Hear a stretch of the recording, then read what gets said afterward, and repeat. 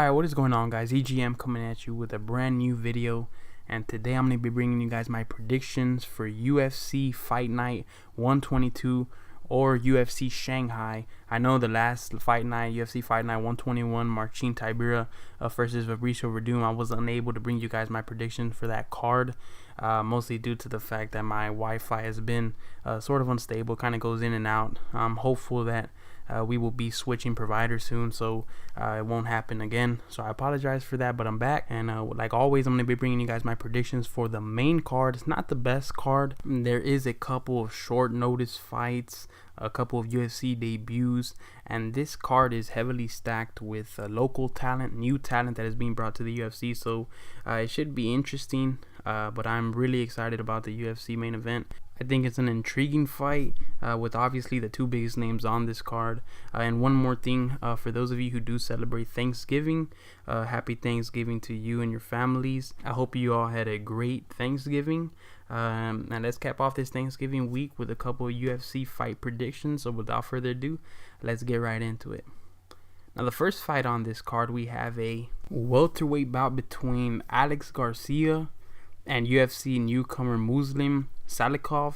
And Muslim Salikhov, right, has a record of 12-1, making his UFC debut.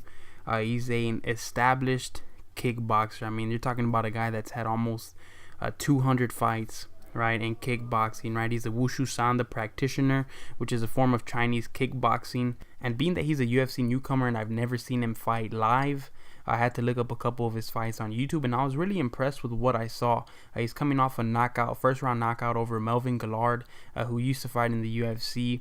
And let me tell you, Salikhov is skilled. I mean, he has strong leg kicks, pretty good boxing skills, and usually these traditional kickboxers, right, these Muay Thai practitioners as well, usually they're very flat-footed, and it leaves their lead leg vulnerable. Now, although I do see that his lead leg is vulnerable to being chopped up, he has pretty good footwork. You know, he's not as flat-footed, he's not as stationary as some of these other kickboxers are, so he definitely has some pretty decent footwork and movement. Now, for Alex Garcia, he possesses so much power in both hands, right, especially his right hand. He has strong legs. I really wish that he would utilize the leg kicks more because of how physically strong he is. Now, in his last fight against Tim Means, he was able to land a couple clean combinations, a couple power punches to the chin of Tim Means, right? I don't think Means was ever rocked or anything like that, but he outlanded him in the first round, and I did give Garcia the first round. Now, after that, right, it looked like Alex Garcia just gassed out. It looked like he was just slowing down, and after that happened, Tim Means was picking him apart from the outside, utilizing the jab, straight punches and things like that, and just bouncing around, moving around, getting Alex Garcia to chase him around the octagon and be the aggressor. And what I don't like about Garcia is the fact that in a majority of the fights that he's in, he tends to take time off, right? There'll be certain amounts of time in certain rounds where he's not active. And when you do that, right, you're obviously going to get outpointed, right? All it takes is for your opponent to put the pressure on you, to throw more strikes, to be a little bit more aggressive, and the judges are going to give the round to your opponent, to the more active fighter, to the one that's controlling the octagon. But aside from all that, aside from the fact that he doesn't come in the best shape, aside from the fact that he tends to get pinpointed in the later rounds because of his lack of conditioning, he still possesses knockout power in any and everything that he throws. So that's going to be a danger for Muslim Salikhov. Now, I've seen Salikhov eat a couple of big-time punches in the tape that I've seen of him. So it's definitely known, right, to me that he has a tremendous chin and he's extremely tough. Now, obviously, I'm going to be looking for Alex Garcia to go for the knockout in the first round. I think he can land a couple of clean shots because he's faster, because he's more athletic than Muslim Salikhov. But at the end of the day, I see Salikhov escaping the first round, and in the rounds 2 and round 3, making easy work from the outside of Alex Garcia. I think he's going to outland him. I think he's going to outstrike him. He's going to outpoint him. He's going to take him into the later rounds, and I do think that Salikhov is going to attack the body early and often, and also throughout the entirety of the fight. I think Salikhov is going to attack the legs early, and then once he attacks the leg, once he wears down Alex Garcia, then he's going to move up to the body. He's going to land a couple of body kicks, a couple of body punches, and then once he wears down Alex Garcia even more, I think he's going to set up the high kick. And once he lands the high kick, I think it's going to hurt Alex Garcia, and then I think that Muslim Salikhov is going to jump on top of him, land a couple of shots, and finish this fight. I'm going to say in the third round. I do think Salikhov gets the TKO in the third round. Now, next up, we have a featherweight bout that could be, in my opinion, fight of the night. I do think that this has the potential to be a really good fight, a really entertaining bout. We got Alex Caceres and UFC newcomer Wang Guan, if I'm pronouncing that correctly. Now, Guan, right, he's an extremely talented fighter. He was one of the most talented fighters, one of the most sought-out fighters outside of the UFC, right? Fighting for smaller promotions like I think it was RUFF or Rough or however you want to say it. But he was a champion there, the featherweight champion there. He has a record of 16-1, and he's a really good striker. From the tape that I've seen of him, he's really fast hands, really accurate with his punches, power in both hands, strong leg kicks. He attacks the body with some body kicks as well. He's just a really well-rounded fighter on the feet. Now, he does have one loss on that record, and it was to, I forgot his first name, but I know his last name was Magomedov, I believe. And in that fight, Magomedov just took him down right at the beginning of the fight. He took him down. He didn't really land any damaging blows on the ground. He wasn't really active in the guard position. I will say this, Wang Guan did an excellent job of being able to get back up to the feet because the majority of the takedowns that Magomedov landed were earlier in the rounds. Right, early in the first, in the second, and the third, maybe midway. But Wang Guan seemed to do a pretty darn good job of getting back up to the feet. Now, on the feet, right, where Guan had the advantage, he wasn't really landing anything. He wasn't really being as active as he was because he was so cautious of Magomedov's strength when it came to the takedown. But it wasn't until the third round where Guan realized that he had to stand a little bit lower because he does have the tendency to stand really upright. He stood a little bit lower, cautious of the takedown, ready to defend the takedown, and he did a good job. I think he defended 1 or 2 takedowns in the third round, but ultimately it wasn't enough. His takedown defense isn't that good, but I think that fight was like 2 years ago, so obviously there's room for improvement. And also Guan, I believe, was signed to the UFC like between 8 to 9 months ago, if I'm correct. So we're going to get to see what this kid has, right? He's going up against Alex Caceres, who's another entertaining fighter. Very unorthodox in his striking techniques, like to keep the fight standing. And his last fight against Rolando D, he looked really sharp. His boxing was really crisp. He was tagging D up. He wobbled him a couple times badly in the first round. Just really sharp, right? Fast hands, likes to utilize the kicks, attacks low, attacks to the body with the kicks, and then eventually likes to attack high. Now, he has really good movement, right? He's really light on his feet, really good footwork. The only thing is that this man can be neutralized with pressure. You got to put pressure on him. Although even with pressure, even with being the more aggressive fighter against him, you still have to be cautious of his counterpunching abilities, because at times D was trying to put the pressure on, was trying to throw a couple combinations, right, trying to be the aggressor, and he paid for it. He got wobbled a couple times. At the end of the second, he went back to the corner. I think it was like a jab or a straight that hurt his eye before the doctor called it quits. And at the end of the second round, going into the third round, the fight was stopped, and Caceres really looked sharp in that fight. Now, he has 10 losses on his record, so he is by no means a legitimate contender, right? He's not gonna catapult Wang Guan into the the top 15 or anything like that, but it's gonna be a solid win because Alex Caceres is a tough opponent. He's a game fighter. He definitely likes to keep the fight standing as well, just like Wang Guan, but he does have ground game, so I do think that Caceres will have an advantage on the ground. If he wants to take it there, I think that would be the smart thing to do, but I think he's not. I think he's going to want to put on a performance for the fans, and as a result of that, I think he's going to get outpointed. I think that Wang Guan is the more polished fighter. I think he's much more technical, much more sound with his techniques, much more accurate, and I think he possesses more power than Caceres does. And I do see this fight being entertaining. I do see it going the distance. I think it's going to be close. I think it's going to be competitive, but I just think that Guan is going to be faster. He's going to look sharper. He's going to outpoint him. I think he's going to box him up. He's going to get on the inside, land a couple combinations, then get back out, maybe attack the lead leg of Caceres to slow down that unorthodox movement. And I do see Guan getting the unanimous decision victory in this fight. Now, next up, we got a welterweight bout between Jingliang, if I'm pronouncing that correctly. I'm sorry if I am not. He's going to be fighting Zak Ottow. Now, Jingliang, right? I'm just going to call him Lee. is a Sanda practitioner, right? He's another Chinese kickboxer. Lee's heavy on that lead leg. In one of his previous fights, I think it was his last fight against Frank Camacho, he got tagged up a couple times badly in the first round. He got wobbled to the point where it looked like he was going to go down and he wasn't going to get back up, but he stuck it through, right? Camacho gassed out, and after that he attacked the lead leg of Camacho with some strong leg kicks, really landed some clean combinations, and it looks like he gets off to slow starts, because it looked like he got off to a slow start against Frank Camacho.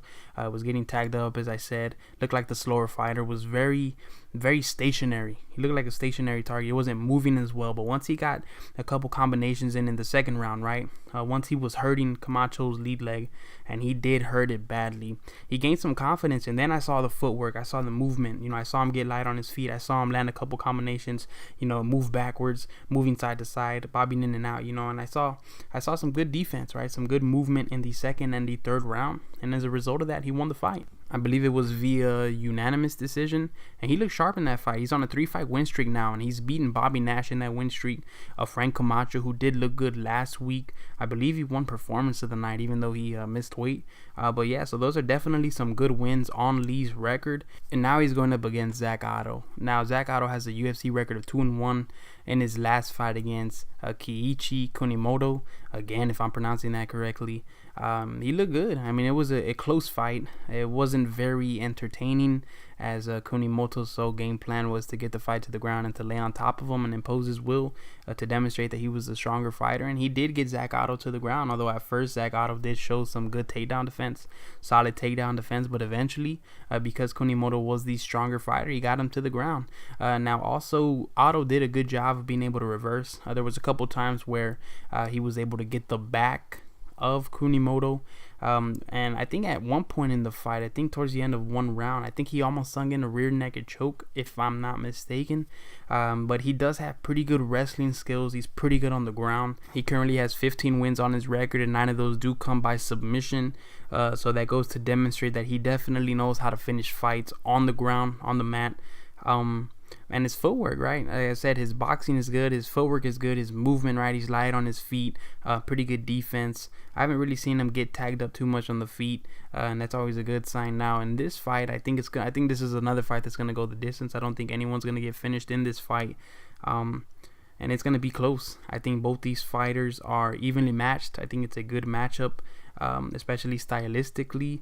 Now, I just think that Lee does a better job of controlling fights. I think he's much more well-rounded on the feet, has more tools to work with in terms of being able to land that blow that can potentially end a fight. Now, as for Zak Ottow, if you look at his past 3 fights, right, 2 wins, 1 loss, all 3 of those have been split decisions. So he has a knack for being in these close fights. His last fight against Kunimoto, that was a close fight, because he wasn't really active on the feet, wasn't really landing anything on the feet. The only plus in that fight was the fact that he was able to get, out of those takedowns of Kunimoto. That was the only plus from that fight. He didn't really look too good. It was a close fight. Might have been some controversy. Some people can say Kunimoto won, and I wouldn't be able to disagree with them emphatically. So he has a knack for being in close fights, and I just think that Lee is coming in with more confidence. I think he looked better in his last fight, and I think he's going to prove that he is the better fighter in this fight. I think it's going to be another unanimous decision victory for Lee. I think he's going to outpoint him. I expect him to attack the lead leg early and often, the same way he did to Frank Camacho. I think his conditioning is excellent. And I think that his combinations, right, the combinations, the hand speed, the boxing skills are just a tad better than Zak Ottow's, and I think it's going to be enough to get him this decision victory.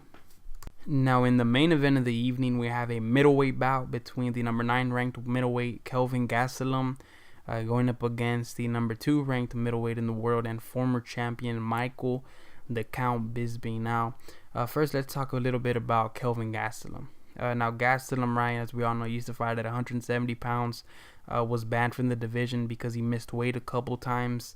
And he had fought some of the best. He had beaten some big-time names. The only 2 losses on his record at 170 were to Tyron Woodley, who is the current champion, and Neil Magny, who is another top-ranked welterweight in the world. He had also beaten guys like Johnny Hendricks, right, who was a former champion himself.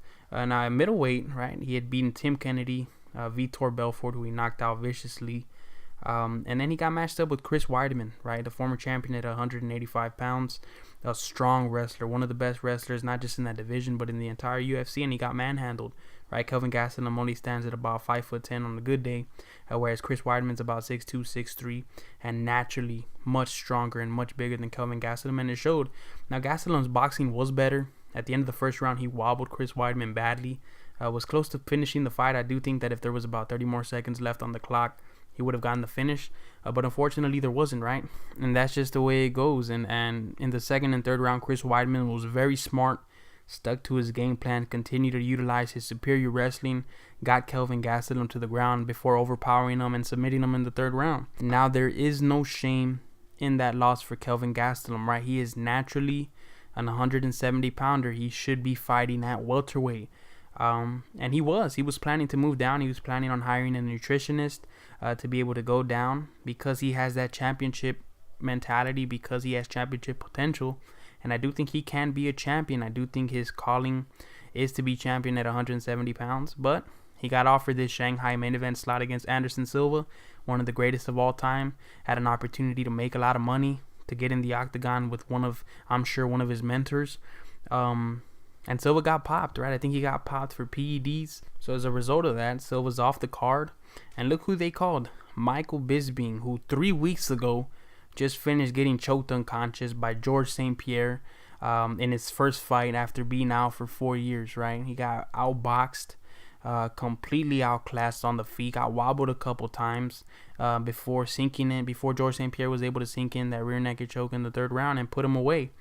Now, Michael Bisping, right, is praised for his toughness, right? Because he always says he's a fighter's fighter, right? Because of his mentality, because of his heart, and because he's an intelligent fighter. Now, I think, right, that his title run, or the fact that he was able to get the title, should be accredited to who he fought. I'm not taking anything away from Michael Bisping. You know, he's a heck of a fighter. He's always game. He's always been a game opponent. He's always willing to fight anybody at any time, at any place. You just let him know and he'll be there. So I admire that about Michael Bisping. But look at his last two fights before he got the title shot, right? It was a split decision victory over Tyler Latis. Unanimous decision victory over Anderson Silva, who in that fight, Silva won. I think Silva won that fight. It was a close fight. I do think Silva got robbed in that fight, but nevertheless, it was a W for Michael Bisping. Now, Rockhold, who was the champion at the time, was scheduled to fight Chris Weidman. Chris Weidman pulled out. They called Michael Bisping on 2 weeks' notice, and then he took that slot, right? He had a chance to become the middleweight champion of the world.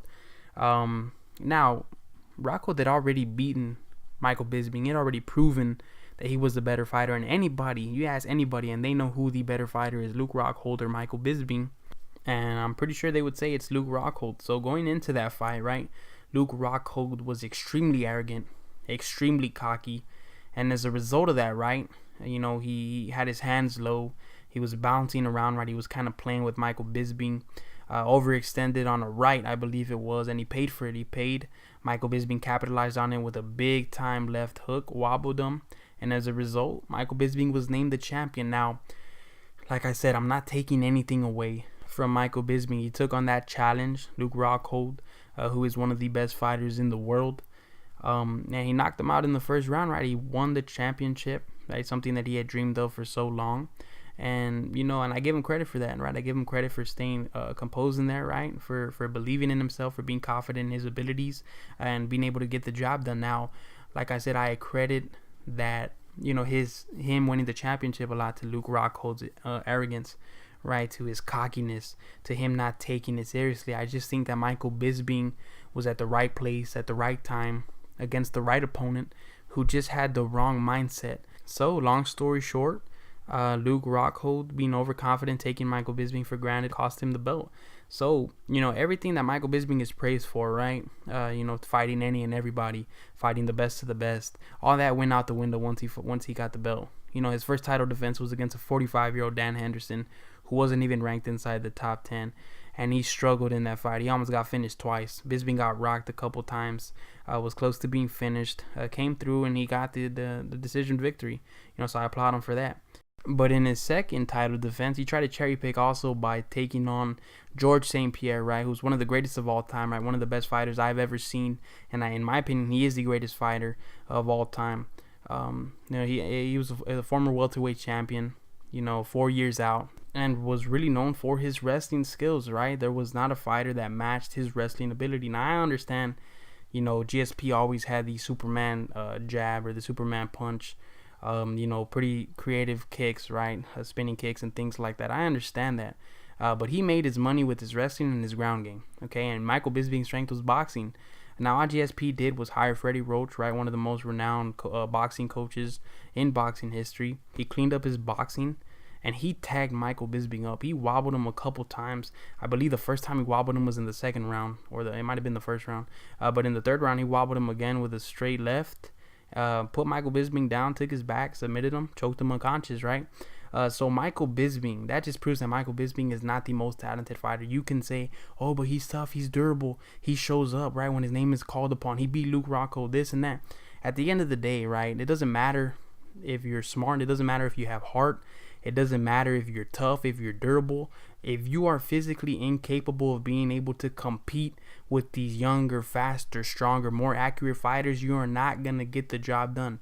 Your mindset is not going to be enough to get the job done. And in this case, Kelvin Gastelum is the better boxer. His hands are faster. He has more power in both hands. His footwork is better. His head movement is better. His ground game is extremely underrated. And I think that because Michael Bisping just finished getting choked unconscious 3 weeks ago, that's still on his mind. And it's going to be interesting to see how he bounces back. He is more than capable of being able to bounce back, but I do not think he can win this fight. I think Kelvin Gastelum is the better fighter. I think there's much more for him to prove in this fight. I think he's hungrier because beating Michael Bisping is going to be enough for Kelvin Gastelum to demand a title shot, right, or a #1 contender fight. Because not because Michael Bisping is a skilled fighter, right, one of the best fighters in that division, but because he is the former champion. Right, so Kelvin Gastelum is going to be able to add that to his resume. I think he's going to come out. He's going to tag Michael Bisping up, and it's not going to take long. It's not going to take him long to land a couple combinations, to establish the straight, to establish the jab right off the bat. And once he does, he's just going to eat Michael Bisping up. He is faster, right? And Michael Bisping is going to feel that power. Chris Weidman felt the power, right? But he was able to survive, right? Saved by the belt. And I think that Michael Bisping is going to get tagged up early on, right? And there's not going to be much that he can do about it.